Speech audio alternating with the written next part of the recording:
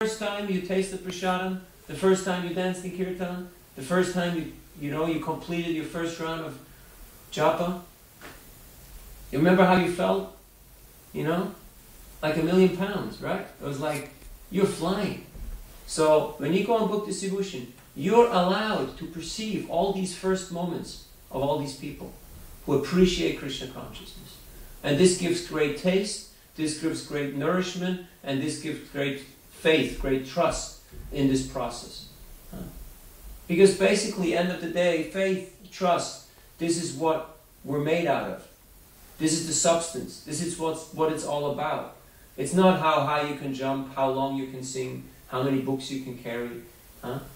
It's how much faith do you have in the process of Krishna consciousness. Guru Nishta, do you have firm, fixed up faith in this process? Do you think that even if the whole world, even if everybody will scream and yell and say, you're doing the wrong thing, do you know that? I mean, this is bad, you will still do it. Why? Because you know this works. You know this process works because you have tasted it, it has changed your life, and you have seen hundreds of other people change their lives. Now, you may have not been around for that long that you have seen hundreds of people change their lives.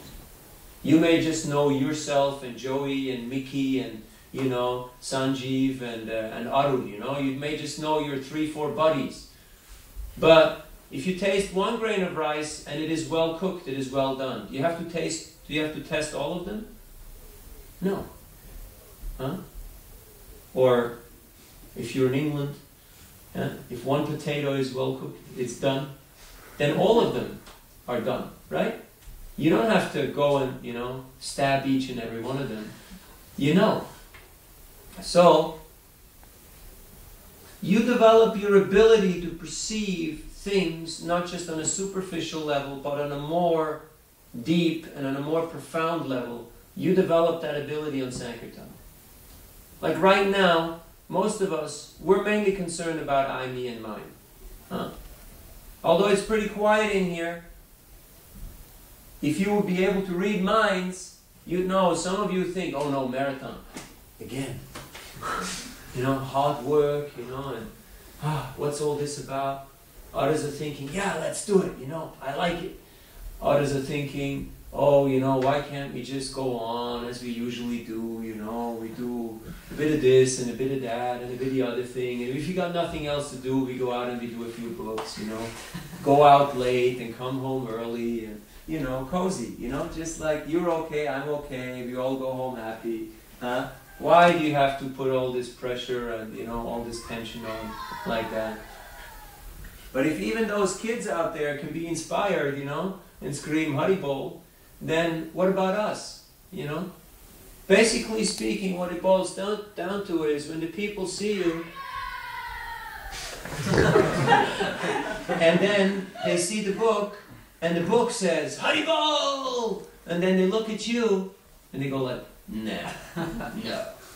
This just doesn't match, it just doesn't add up. Like it says Krishna outside, but it is not Krishna inside, So they just feel like something is strange here. They're like, this is fake. This guy's faking it.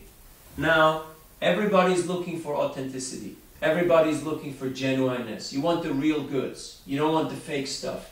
Everybody rides on it, Don't buy any substitutes, Don't go for copies. Go for the real thing. But it means we have to strive to become the real thing ourselves. Otherwise people look at your face and you look morose, grumpy, depressed, like, the weather. Most of the time, in some parts of the world. And then they think, if this is the goal of your process, if I will become like you, then no thank you. So we can't go up to people in a grumpy mood and say, hey, take this. You'll become happy. Your life will become good. They say, hey, look at you, man. Why don't you read the book yourself? You need it more than I do.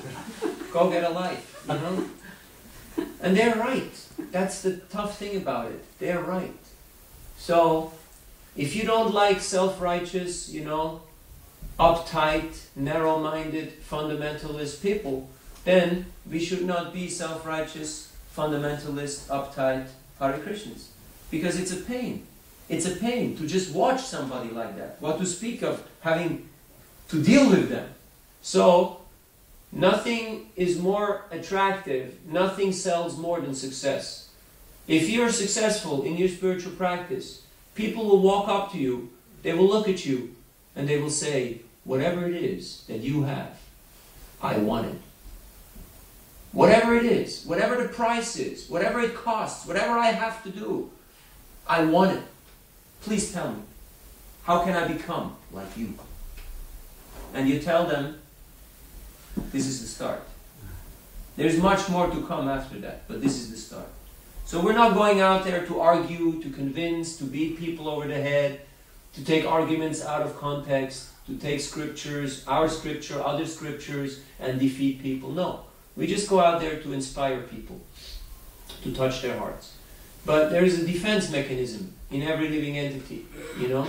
There's defense, because it's a cruel world, it's a hard world out there. It's dog-eat-dog society, you know? So everybody's keeping the fence up. So what do you have to do so you can actually get past the fence? Huh? You can't do it by jumping, you can't do it by, you know, all these other techniques. What's the way? How do you get past defense of the false ego of the person? What's your method? Compassion. Compassion. Yes. Make What him else? feel nice. Huh? Make him feel nice. Make him feel nice. Yes. Make him feel confident. Yeah, that's all good. But the main thing is you have to put your guard down. Now we're scared of that because we think if I put my guard down and the guy shoots first, you know, I'm finished.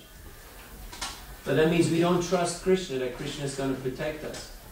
It's like that saying, you know, when two people meet each other, he who greets first, he loses. You know? It's like nobody wants to be polite or nice.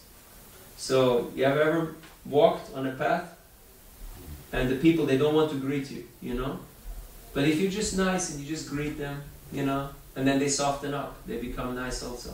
But if both are on the false ego and both think, no, he should greet me first, then nobody greets each other and both walk away. Has it ever occurred to you? You walk anywhere, when people want to avoid you, they don't want to look into your eye, they don't want to greet you. Why? Because everybody's on the false ego. But if you put your guard down and you depend on Krishna, Krishna will protect you. And then yes, you have to appreciate people. It's very important. I was in California and Burlingame, San Francisco with Vaisheshika Prabhu, my friend and mentor, book distributor and preacher from California. We were out at the car wash, they were washing the car, he was sitting on a bench and there was a lady with a dog. And he turned to her and he asked her, he said, oh, this is a very nice dog. What kind of a dog is this? And I knew if she answers this question, she's finished. She walks away with Bhagavad Gita. I knew it. If she falls for that, she's done. And sure enough, she couldn't resist, you know, because love me, love my dog. You speak nice about my dog? Hey, I like you. You're a good person. So, she answered the question and she walked away with Bhagavad Gita. So, it's not so difficult. Now, you might say that I don't like dogs, you know? Like in India, when dogs come, you know, you go, you know, sometimes you have these big dogs, you know, they're kind of drooly monsters, you know. They want to get all over you. Huh? But if you give the dog some bad energy, do you think that person will buy a book from you? No way.